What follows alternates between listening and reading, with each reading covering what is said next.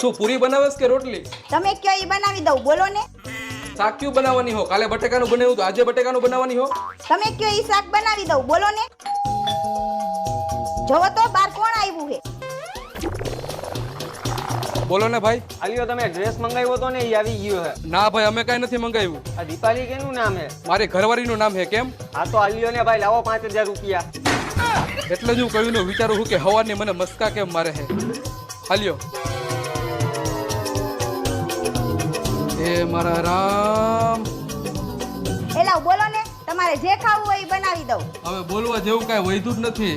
આ તે ડ્રેસ મંગાવ્યો તો? હા, મેં મંગાવ્યો તો. હમણાં સાતમ આઠમ આવે છે ને એટલે મારે પહેરવા. હા તો હાલ્યો પહેરો.